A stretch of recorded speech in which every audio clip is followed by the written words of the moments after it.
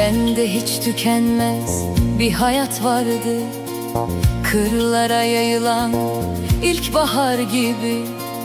Kalbin hiç durmadan hızla çarpardı, göğsümün içinde ateş var gibi.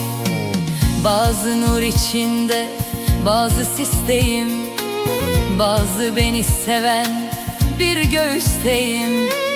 Kah el üstündeydim, kah hapisteydim, her yere sokulan bir rüzgar gibi.